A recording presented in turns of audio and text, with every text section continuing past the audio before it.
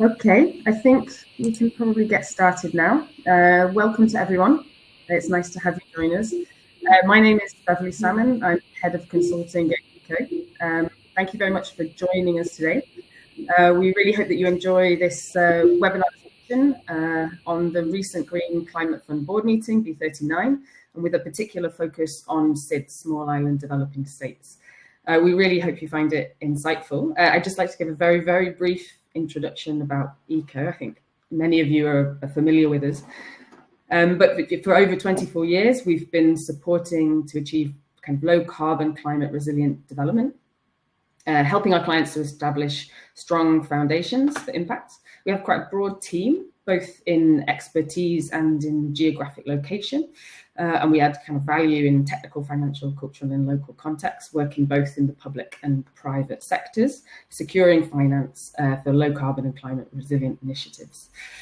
So that's just a very, very brief intro to ECO, but we can meet the rest of the panelists that are joining us from our team today. As I said, my name is Beverley, but also today we have Grant. Grant Ballard-Tremeer is the founder of ECO, founding the company over 24 years ago. He has extensive experience and expertise in creating markets for sustainable energy and climate change in developing nations and emerging economies. Welcome, Grant. Next, we have Ellie Trobe-Hogan, is a consultant at ECO with a background in biology, coastal ecology, and climate change. Ellie specializes in climate finance project design for SIDS and in the marine and coastal sectors. And we also have Jean-Baptiste Routier. Jean-Baptiste is a principal consultant at ECO. He's based in Mauritius with a background in biology, forestry, and geography. He's a specialist in climate finance, particularly with the private sector, carbon finance, forestry, and coastal management. So those are the team that we have joining us today. And just a little bit of an intro to the webinars that we run through the GCF Insights. For those of you who are new to these webinars, please do participate. Post any comments that you have in the chat. And if you've got a specific question that you would like to raise to the team, please put your question into the question section of the webinar, and that allows us to upvote favorite questions and highlight the questions as we go along. There will also be at least one poll, so please do respond to the polls as they come through the webinar. And yeah, that's all for now. But any questions, like I say, please do add them into the chat. So I think we're going to quickly get started. And we're going to start with a breakdown of our recent independent GCF Insight report. This survey and report is an initiative of ECO and emerges from the work we are doing to accelerate low carbon climate resilient development. The aim of this 26th edition was to understand the unique circumstances that affect SIDS and how these are or are not being addressed through GCF finance and the GCF project modality. The aim really is to seek to amplify the voices and experiences of SIDS representatives in their search for funding and project development support. So now I'd like to hand over to Ellie. Thank you. Thanks very much, Bev, and it's a pleasure to be here with you all. The topic of small island developing states is very close to my heart. I've been working a lot on SIDS over the last couple of years, particularly on one big program design with the Maldives and GIZ, and Lisa's here on the call, to develop a multi-island water security initiative. So it feels very pertinent to me. So this quarter, we at ECO focused on small island developing states, or SIDS. And these are a group of developing countries, they tend to be small island countries, and they share similar sustainable development challenges. So obviously they have geographic remoteness, dependence on international trade. There's certain economic expenses of being so remote, and tend to have smaller populations and smaller economies. And as such, they're more susceptible to natural disasters and have a higher dependency on ecosystem services. And the environments that they exist in are often very biodiverse and even fragile environments, affected not just by climate change, but other aspects also. So it's particularly interesting for us from a climate finance perspective because SIDS are actually, one of the smallest contributors to greenhouse gas emissions, and yet are taking the brunt of the climate risk and already the impact. I mean, particularly when we're thinking about the lower islands of the SIDS themselves, and they can causing even an existential threat to their survival or ability to stay habitable on the islands that their culture has grown up on.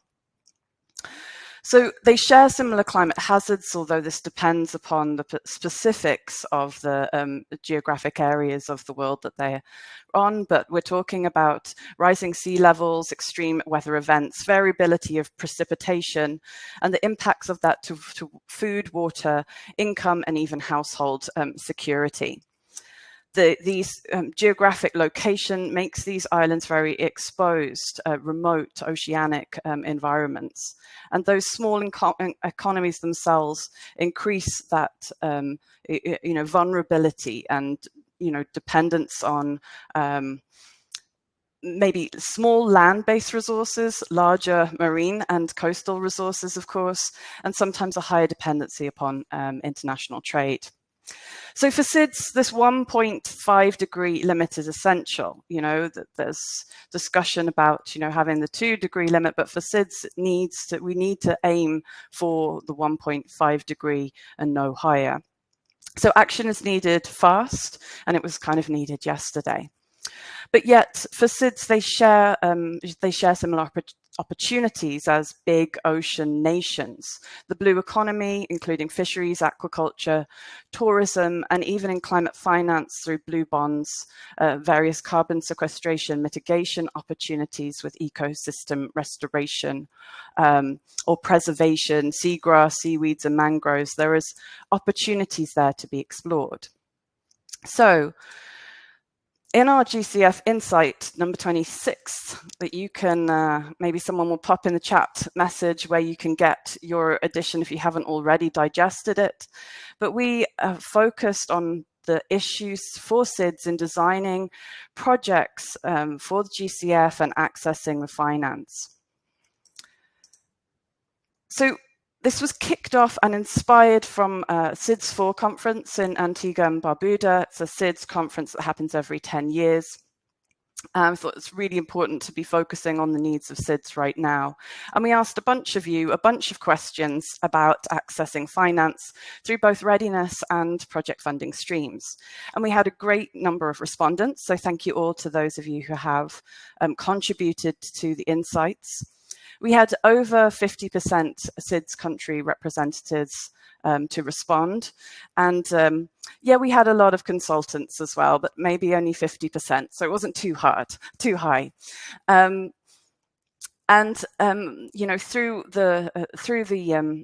the responses, we got a number of great insights that we're going to share with you shortly.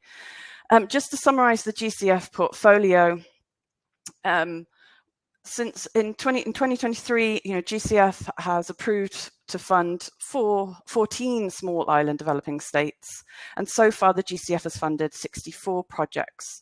And of those, for those projects, there's 13.9 billion GCF funding that has been approved.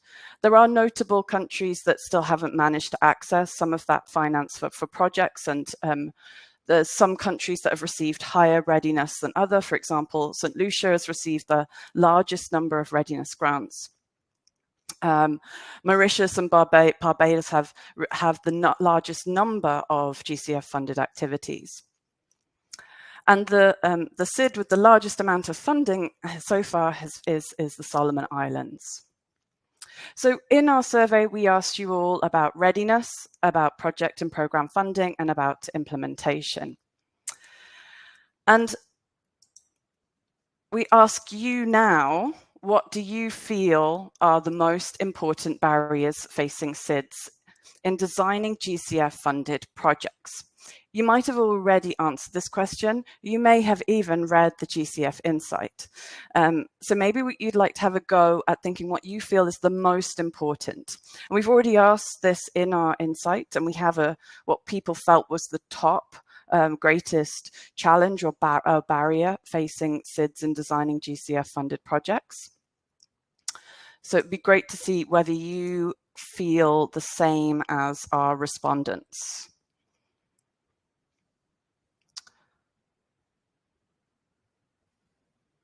We'll just give you 30 more seconds to respond. What do you think is the most important barrier?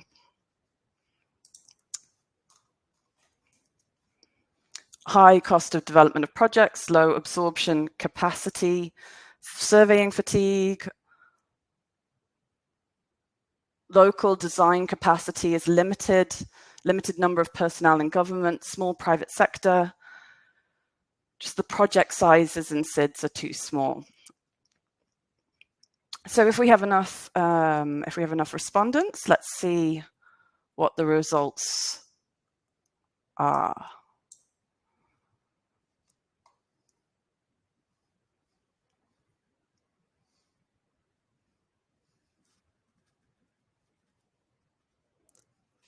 So I can't see them. Can anyone see them? Yeah, we've got so far 14 votes, Ellie. There are, the top one coming out is limited local design capacity. That's 34% of respondents. 20% is going for high cost of development projects. Okay. Around 20% as well, limited number of personnel in government. And then small private sector comes next at 11%, and project size too small at 9%. Well, I think you're very smart, Cookies. Yes, indeed, that's what everyone went for. Limited local design capacity. It's almost like we planned it. Yes, eco designs projects. So you can obviously read a lot about read further into the responses that we got, but I will summarize the main recommendations and some specific quotes that we got around people's experience with the GCF, SIDS specific experience with the GCF. And what we found were a couple of key themes. I'm going to group these top three together to start with. There was a lot of discussion for all three parts, particularly readiness and making funding, project funding, applications, that there was capacity issues, human and technical, on the ground. Support needed both in readiness application, but also in the funding proposal development also. One respondent said that the PPFs are not sufficiently tailored to the human resource limitations. In some instances, the direct access entity end up subsidizing the delivery of GCF readiness projects because of low administrative fees and high transaction costs associated with the delivery of readiness projects. So in short, the access modalities are not functioning in the manner that address SIDS at capacity and structural constraints, and nor is there incentives that necessarily encourage engagement with the scale of projects typical in SIDS. And I think also, then we have these two further recommendations around knowledge and supporting access to that knowledge through the provision of potentially regional advisors within the GCF or SIDS specific expertise, and supporting that local capacity. So it all kind of links together, like how do we support SIDS to have the knowledge to make those applications, to design those projects themselves.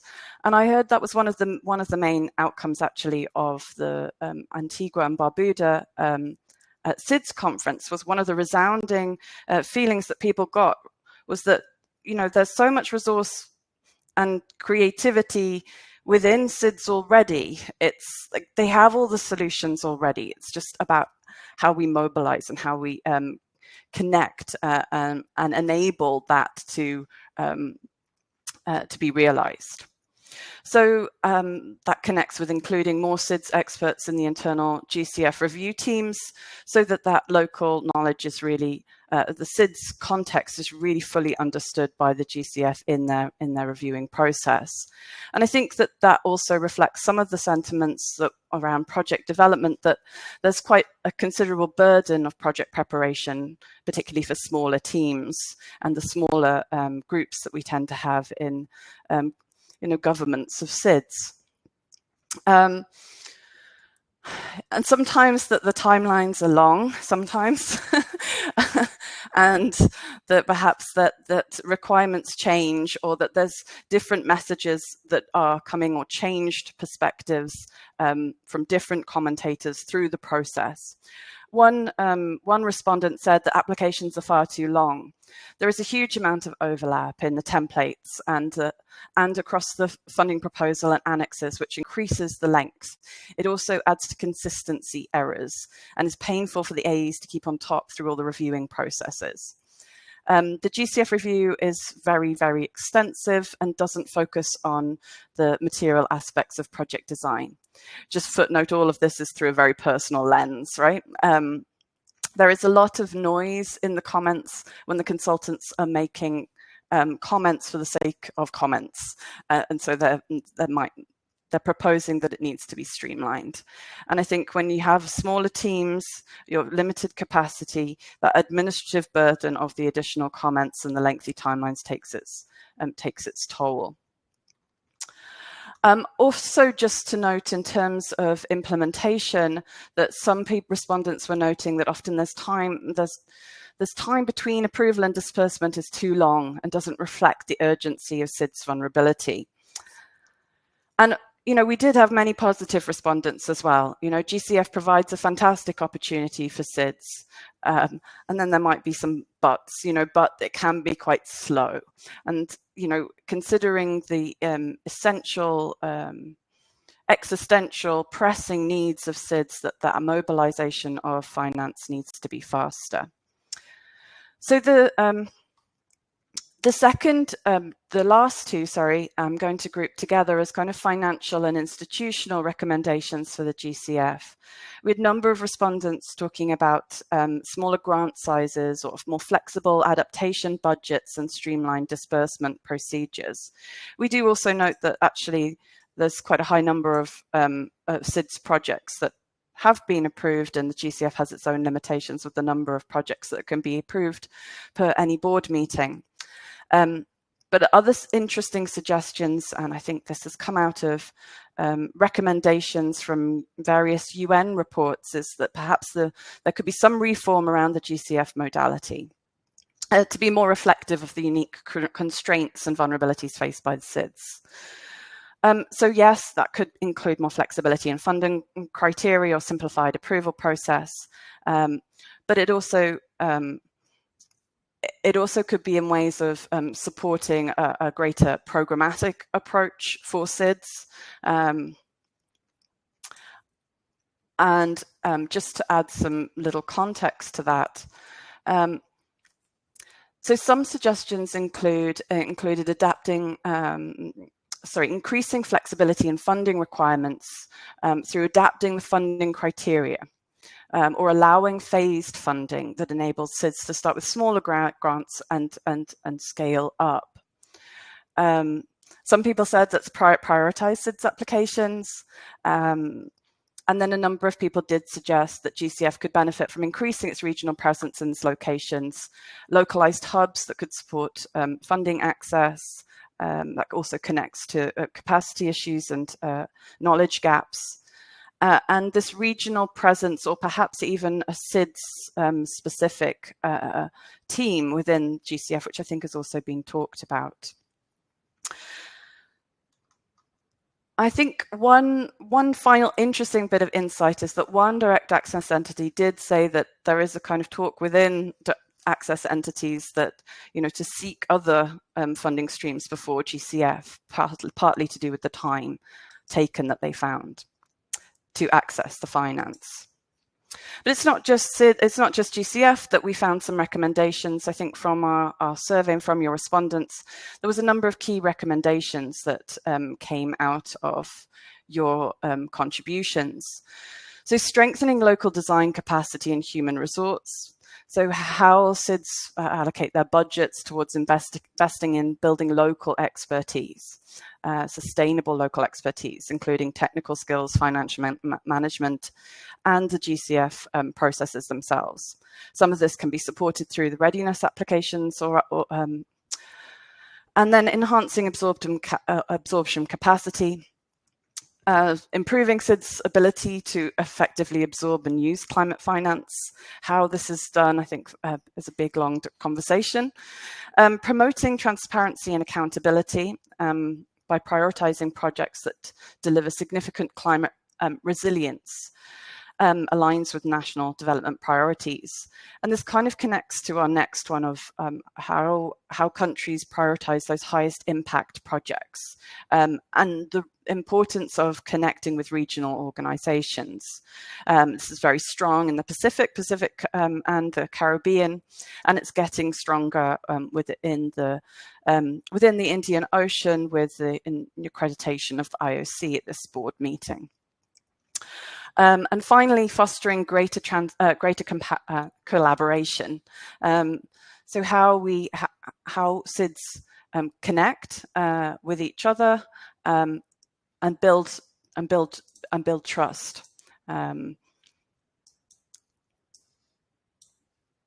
So that donors feel more supported, improving accountability and ensuring effective use of funds themselves. So you can read more about that, but we're interested now to take your questions and maybe actually receive your own comments on your own experience. And you can put any questions or comments in that question button, even if it is just a comment, your own reflection on your own experience, or a question to the team around the access of finance and the capacity to design projects for SIDS. Great, thanks very much, Ellie. Yeah, thank you. That's a really, really informative and interesting report. There were a couple of comments in the chat as we went through, and actually they were really pertinent to the conversations that we've been having internally as well. One specifically around the challenge of data, and the other around how to bring in the challenge of kind of mobilizing the private sector.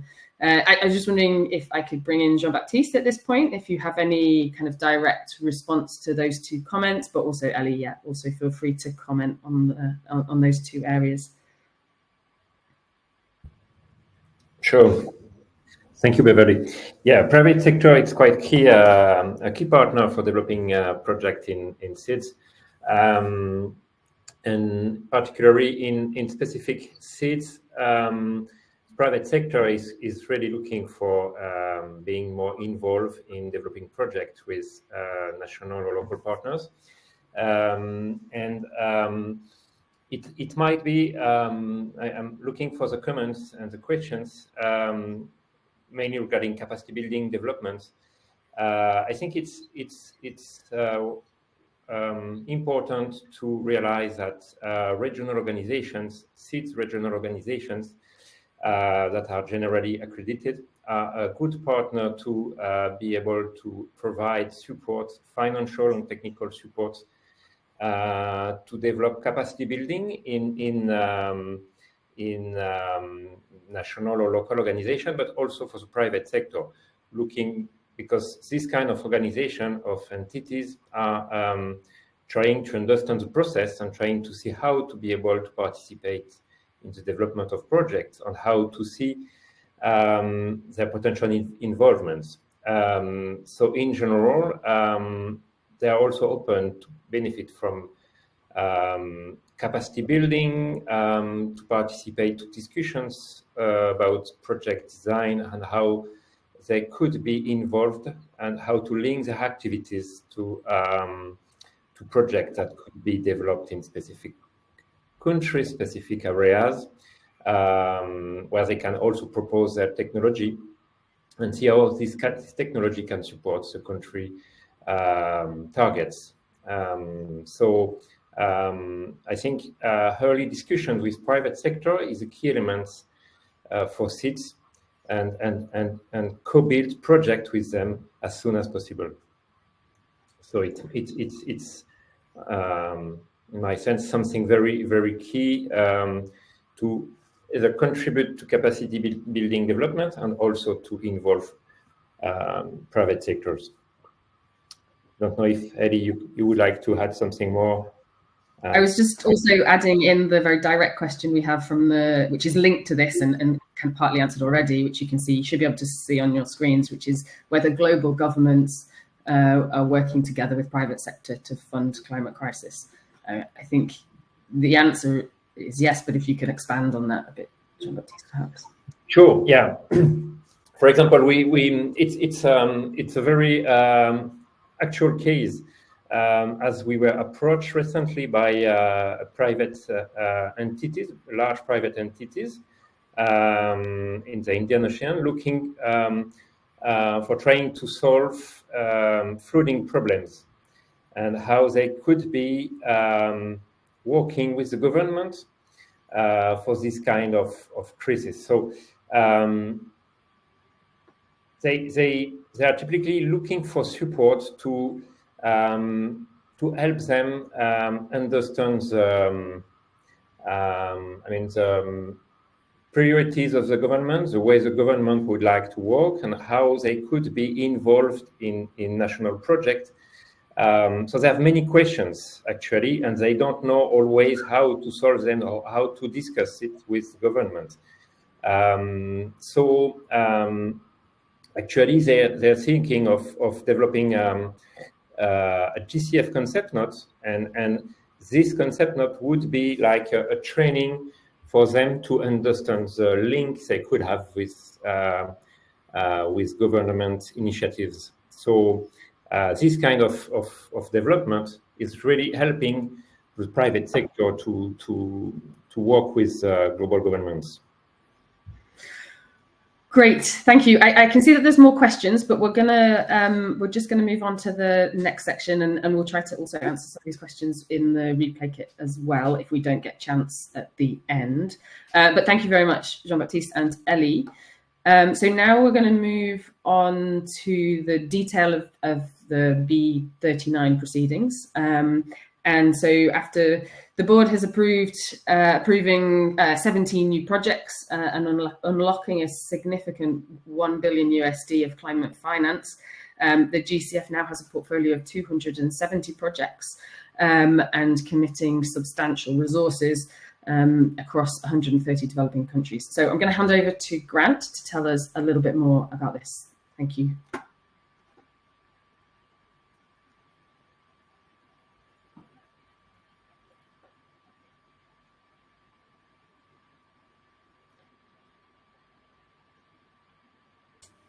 So thank you very much, Bev.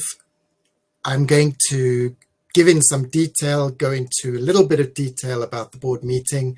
Of course, we're trying to condense 4 days of discussions into 20 minutes, so it's going to move pretty quickly.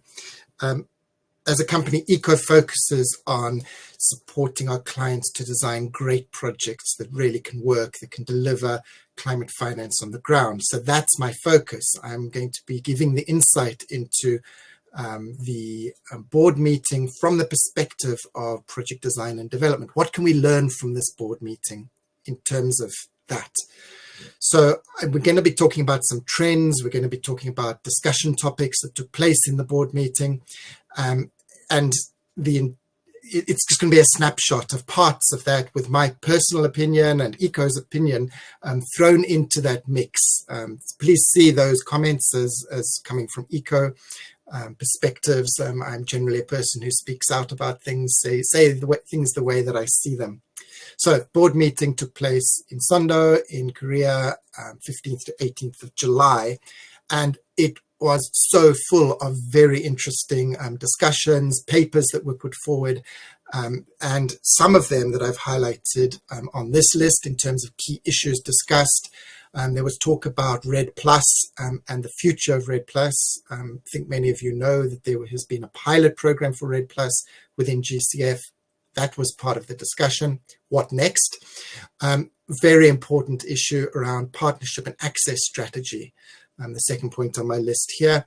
Partnership and access is so important for SIDS, for LDCs. How do they get access to this huge GCF that it potentially has got a significant amount of money? And as Ellie said, it's really urgent. So how do we mobilize access? The partnership and access, really the focus, I think, in the discussions that took place was around the access question. Perhaps partnership is seen more broadly than just partnership with other funds. It's partnership with accredited entities, partnership with other development actors. There were, of course, approval of new projects, as Bev said. There were 17 projects approved, and the first time over 1 billion. I'll make a small mention of that. And there was restructuring of one proposal. It's interesting because it's from Samoa, so a SIDS country project. So I'll try and just pull out some of the SIDS projects and what we can learn from them, from that portfolio. Can't go into all 17 for sure. There were some new accredited entities, one of them in Mauritius, so a SIDS entity, the Indian Ocean Commission, and my colleague Jean-Baptiste on the call was very involved in mobilizing that. He's based in Mauritius to bring about that accreditation. So maybe he can give us some insights related to that and some of the challenges. And then I put on the list, because I think it's an important discussion, there was an independent evaluation unit evaluation of the investment framework of GCF, and there were some recommendations and a response from GCF and response from the board members. I've put it on the list. I think it's a key issue, but I'm not going to be able to go too deep into that. Maybe make some small mention of it. Quickly on REDD+, it's not really relevant for most SIDS. There are some SIDS that have got forest cover, but there was a discussion draft that was put forward to the board, developed by the Secretariat, on approving principles related to mainstream REDD+, moving it from a pilot project to a mainstream project. And the proposal was really around how to address allocation of funds from the pilot program, and adding some extra funds, the recommendation adding some extra funds for the pilot for 4 pending proposals that are in the pipeline for the pilot program, and agreeing some type of principles related to the carbon pricing, whether country specific caps should be applied, alignment with policies of the GCF and Cancun safeguards, and UNFCCC requirements. So a lot of different discussions were taking place on that, differing views related to whether to mainstream the approach or have an interim request for proposals related to REDD+, specifically with some stakeholders supporting mainstreaming, some preferring an interim RFP type of approach. So that was one of the issues discussed at the board. Very interesting. If you want to discuss it further, we're happy to engage with you and on many of these other topics as well. The next topic is around partnership and access strategy. Really fascinating inputs. I love the inputs from the Secretariat on this, and the discussions were in the main useful ones. I took a snapshot of this slide from the presentation at the board meeting. You'll see here this emphasis that Ellie raised, that we've talked about around this window for climate action is closing. We need to make urgent mobilization. That's sort of the foundation of GCF's, the Secretariat's thinking on this. So how does GCF dramatically accelerate the scale of its response to close the financing gap? So they talked about these type of access challenges that are here in terms of capacity, and our survey showing capacity as a massive issue, specifically related to SIDS, also to LDCs, and also coming out of GCF's consultation related to this. So a lot of things there, and the question of speed and simplicity and agility. Speaking of the word GCF and agility in the same sentence. Some people might think is a little bit of a clash of principles and terms, but we can hope that there is more agility coming out from these discussions. And in fact, they are suggesting 4 main areas of action related to this. One has to do with GCF's focus on country ownership, how to enhance that, how to improve predictability. This is a question really of programming and GCF's approach to partnership with countries. How do we make sure that GCF's projects really respond to the needs of SIDS? This is the action that GCF is looking at to enhance that. The readiness partnership, one of the questions, one of the comments in the chat was around that readiness partnership, or rather, how do you fund capacity? GCF's tool to fund capacity is the readiness partnerships, really seeing how to mobilize readiness and reposition GCF as a partner related to enhancing readiness. So it's all around that. They refer back to the readiness strategy that has already been discussed and agreed. So you can dig into that for more detail if you'd like to look into that.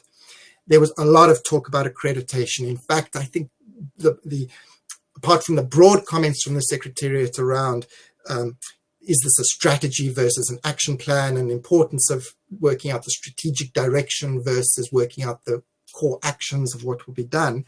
But there was a lot of talk about unloading accreditation. Now, on average, accreditation is taking, I think it's 28 months for accreditation, for some more, for some less, depending on the type of organization, international or not, but really focusing on a principle-based accreditation that actually pushes forward or later some of the due diligence and avoids overlap of processes that are at the moment. There's some interesting charts shown around how the GCF is doing due diligence that appears to overlap throughout its process, many, many different steps of due diligence, rather unloading the accreditation to let more in at the beginning and then providing targeted support to those direct access entities to help them to develop projects that can then be approved alongside support to the accredited entity, the direct access entity, to help them to deliver.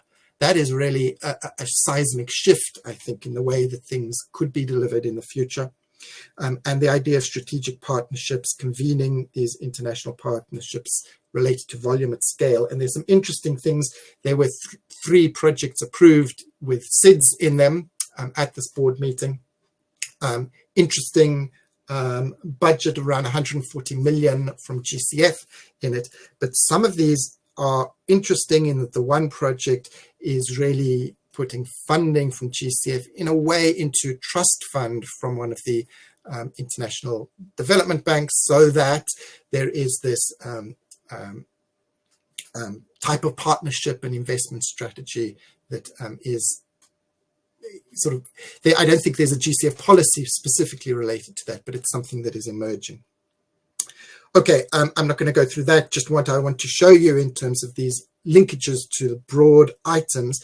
Why I think this is interesting is that we're wondering what's happening at board meeting 40, and you can see here some of that and how this work that is being done and the focus on the accreditation framework reform is scheduled for the next board meeting, and some work on the risk appetite, and how some of the plans, complementarity and coherence, that relates to how GCF works with the other climate funds, on multilingualism and on regional presence. Regional presence, Ellie mentioned, and is relevant related to SIDS because there's a question of having, one of our recommendations was around ensuring that there are people that really understand the challenges of SIDS in the decision-making and in the support that GCF provides. So it's not just happening from Korea, but there's a much more localized. There's some level of that, but an opportunity for more there. So that's part of it. And then into 2025, sort of other reforms that they're considering and thinking about. So interesting insight into it. Moving on to the projects approved, you may know, and it's worth mentioning just very briefly, that ITAP at the moment is a type of gatekeeper that is right near the end of the process. So there's technical, intermittent technical advisory panel, the technical advice. The focus on the advice part of this has turned into a bit of a gatekeeper, and the GCF instruments and policy see the ITAP as this gatekeeper. So we have projects, 20 funding proposals proposed by the Secretariat after all that due diligence work that is done. Then the ITAP reviews, and not all of them get recommended for taking to the board. So we saw a fallout in this particular board meeting from 20 to 17. Now, the ITAP plays an important role in sort of giving an independent view from the technical point of view of the projects. But they have a very limited time window in which to engage in these things. It is not a long extended process of engagement and discussions with the accredited entities. So for those of us that develop projects, there's always a bit of a, what's the ITAP going to say? We support our clients in the interactions, and we produce a type of speaking notes to support them in the type of questions that are going to be received. In this case, there was a first-time direct access entity that was not recommended by the ITAP for submission to the board. The proposal really, I think the main recommendation and reason for this, there were two interlinked private sector proposals from international accredited entities, also not recommended for submission to the board. And on those ones, it's mostly to do with the impact potential, paradigm shift potential. It's how good the project is to achieve GCF's goals. And that was really that pushed that one back. And related to the direct access entity, there are recommendations for improvement around linkages of components, clarity on methodologies and tools and things like that. So ITAP has given this input. We almost always see those projects coming back in a later board meeting. So I don't think I sometimes get the feeling that some people see these projects as not going forward, as being completely cut and should be abandoned. That's not the case. These projects do come back again. Future. All right, so this is a little bit of the portfolio of the projects and some of the things that stood out there. The overall portfolio of the project, these are the project numbers here, which you can find on the GCF website to dig into each one of those, and a little bit of showing the mix of type of impacts that the projects have, or the categories. In fact, these T's have to do with the strategic plan of GCF. So they're saying, what do these projects contribute to? And this is climate information and early warning systems, in case you're wondering what this CWIS is. For those that are not familiar with that terminology, first term DAE, there was one of them approved, project in Bhutan, and a mix of projects with many of them addressing food, area, and adaptation. In fact, out of the 17 projects, 7 of them are adaptation-only projects. It's an interesting portfolio. 4 of the projects in this portfolio received project preparation facility support, and there are also 3 first-time accredited entities, only 1 first-time direct access entity. So yeah, that's a little bit of an insight into that portfolio. And I'm just going to jump forward in the interests of time to talk about a few of the projects that I think are really interesting to dig into. I love looking at approved projects because there's so much insight that you can find in them. And the first one I wanted to raise was a project, Tonga Coastal Resilience project. This is from UNDP project. In a way, it's a follow-on from another project. It was described by board members very positively, a lifeline for the country. The idea of the project really is to address 2 different aspects of the of the need. One is very clear need for investment. I'm going to give a little insight into that, and also the participatory planning process, a big focus on participatory planning in this project. Here is the theory of change. I don't expect you to read it all. We actually had a session just a few days ago related to theory of change, building capacity on theory of change. And we were discussing this in the group, areas of improvement and such like. But I wanted to really focus in on this multi-staker national engagement platform and the dialogue that is really a core element of this project. It has to do with planning. It has to do with engagement of local stakeholders. A nice design from that perspective, village level, district level participatory processes. I think for many SIDS, this will really resonate. The need to have processes that engage and bring inputs from communities, from community leaders, engagement type of processes. And then through to this aspect, which is really around investment. There's some concrete investment that goes and is sort of glued together with this local capacity building related to monitoring and evaluation. So that's sort of overall structure of it. These investments are, in fact, for roads. There's a raised road and there's a revetment part of the project. This is the existing road, and the idea that there will be this raised and protected area that is created on 2.3 kilometers of road, and also a raising of the road. So raising this this base layer.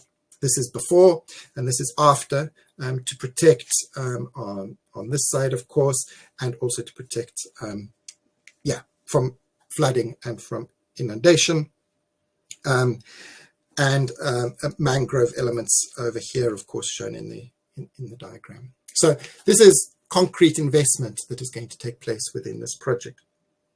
Interesting to note this because one of the projects, the project that was restructured, in fact, has struggled to spend the money on the sea wall. So I will get to that in just a moment.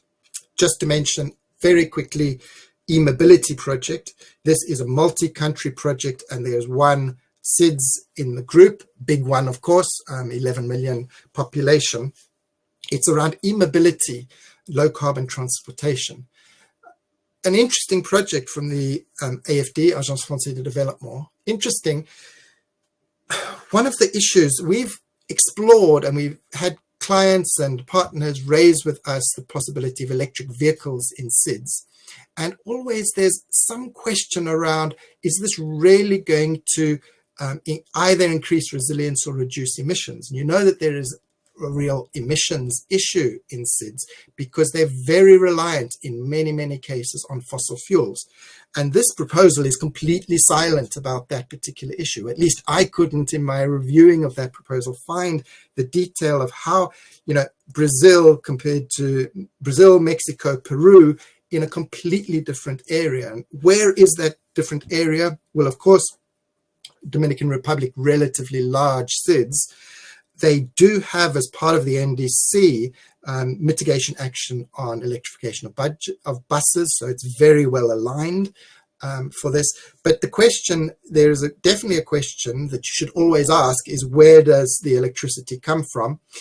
Is it from diesel, in fact, and production? So I dug a little bit into that to have a look at the energy mix for electricity in Dominican Republic, and you can see 27% from coal, 19% from oil, 36% from natural gas, and this part of renewable energy. But in fact, the proposal is silent on this particular topic, and I think that's a little bit of a concern. Maybe there was discussed behind closed doors in different environments around it.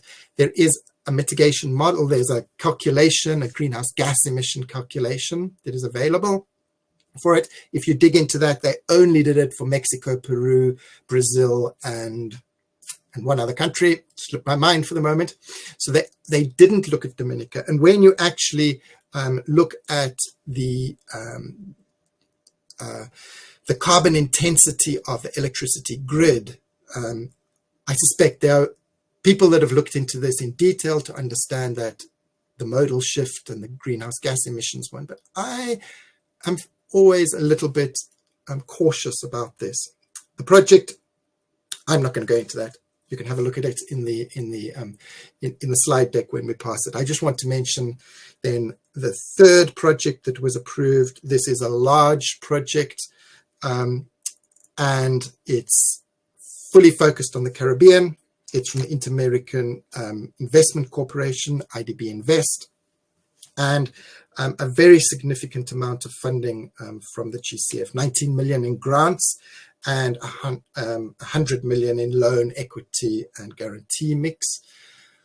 There was some question from ITAP really around the added value of some of the work streams and whether this type of investment, I mentioned it in the beginning, flowing in potentially to trust fund type of funds from the Inter-American Development Bank, Invest, whether it's you know, there could be more suitable tools. I found that quite interesting comment from the board and from the CSO represented active observer. This is the civil society active observer.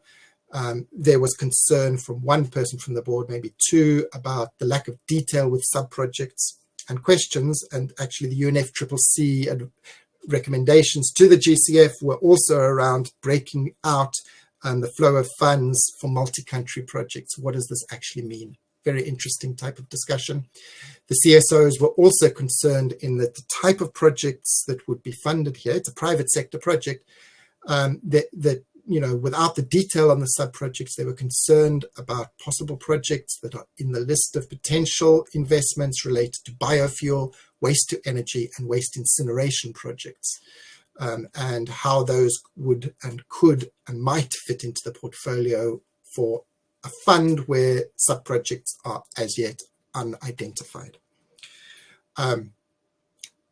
Very complicated, but quite interesting theory of change there that you can dig into. I will mention just a last thing in terms of the Samoa project. This is FP37 from way back 2016. If you can cast your mind back all that way in terms of approval. And the interesting thing here is that due to change in costs and other things, you can read it here in terms of the detail, increase in transportation costs, changing in design, and that was needed when the construction started so late. There were new environmental and social risks. And essentially the message is that there will be, and from UNDP and from the GCF, a cancellation of the construction of flood walls and a bridge upgrade that were part of the project. The reason I'm mentioning that is that the project that we saw in Tonga is, in contrast to this, is going ahead with investment, not in contrast, but this project was improved with the investment, and 8 years later, they are cancelling this part of it. So I think, you know, there are good reasons to cancel it. It's not economically justified. And finally, accreditation, just I've already mentioned that the Indian Ocean Commission was also accredited. Okay, thank you very much for your indulgence. I said there was a lot to cover on this. If there is time for some questions, I'm pretty close to the mark. Let's squeeze in some questions, or maybe some people could stay a little bit later. Let's see. Thank you. Bev, over to you. Yeah, I mean, we're quite happy to stick around for another 10 minutes if people want to stay, and please do ask any questions that you have. If you put them into the questions tab, then we can kind of raise them to the screen. I think there were quite a few, or there was a couple on capacity building support and how the best place to get that. I think you mentioned it earlier in the presentation around the readiness, but I don't know if you wanted to speak a little bit more to the opportunity for capacity building, particularly for SIDS.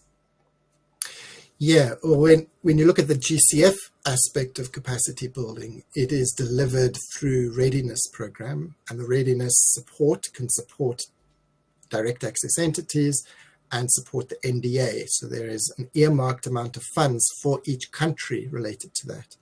If you're looking for it, I don't know who in in the questions was specifically raising that issue and sort of the background, but approaching the National Designated Authority for the GCF and accredited entities to understand that the opportunity for capacity building. I think there's also this capacity, so readiness partners often access, these are delivery partners, can access funding and use some of that funding for capacity building as well. So GCF's route to capacity building is like that. From ECO's side, we do lots of capacity building, and we're putting together a much more, I hope, accessible access to some of the training related to GCF that we're going to be rolling out over the next months. So keep your eye open for that.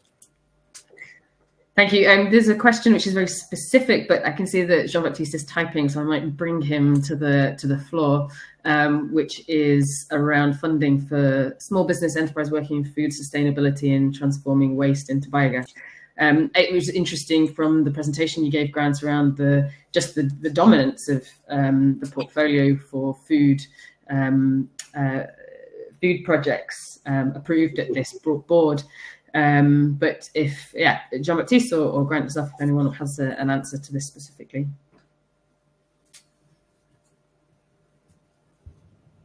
No, please, Grant, go ahead if you want. Or I can. Well, yeah, I mean, yes and no, there is and there isn't. It's around small business access to this funding. The small business access to this type of funding would not be direct. You wouldn't go to the GCF for this type of funding because GCF does not have any form of small grants program or support that is at a small business level. However, in this portfolio of projects approved at this board, there were a number of projects that are putting in place mechanisms for support for small business, including this project that I talked about, the Net Zero project in the Caribbean. How small is one of the questions there, but there were projects including the one I think from CSE in Senegal related to potential MSME support, and a SIDS project in India that is looking at taking this type of support to a local small scale level and micro enterprise level.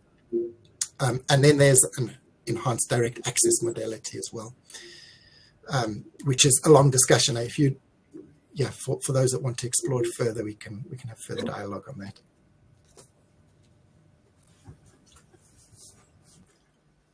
Jean-Baptiste, I don't know if you want to add anything, but also maybe while you potentially have the floor, you could mention a little bit about your experience with the Mauritius accreditation.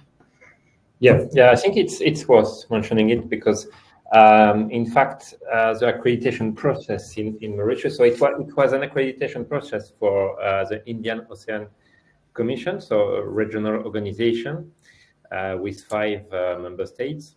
So in fact, the process started in 2016 and the approval was announced 1 month ago. So it was quite a long process. And I think the most important part of this experience was the necessity to involve at the start of the accreditation process the highest authorities of organization. So in the case of the IOC, it was principal secretary of the organization and the ministers of the different member states countries. And so it was the first really important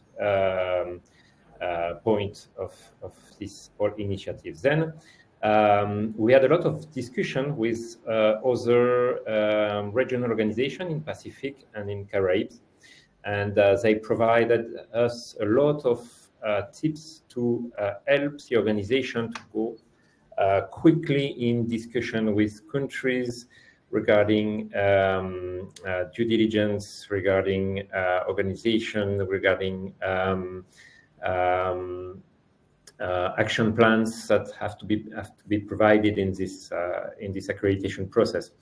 And it was really helpful. So the key elements really were try to involve right at the beginning the highest authorities of the organization, and also cooperate with other similar organizations or regions to gain from the experience of these other entities. So it was really helpful. We had a lot of discussion with Caribs and Pacifics during this period. And obviously it was quite a very long period, nearly 7 years, but it was mainly linked also to change in ministries in different countries. So it was a bit complicated to get signatures or authorization throughout the process. So, but the two key elements were really involve higher authorities and cooperate with similar organizations. Great, thank you. Yeah, super interesting. Great to have your insights there. I think that as we're out of time and there don't seem to be many more kind of questions at the moment, I think we'll wrap it up there. So thank you very, very much to Grant and Ellie and Jean-Baptiste, and thank you everyone for joining us for this webinar. As been mentioned in the chat a number of times, we will of course be sending out the replay kit to everyone, so everyone that's registered, but please also do kind of look for our GCF Insight report where there's more information there as well. Thank you everyone, and I hope you all have a good day.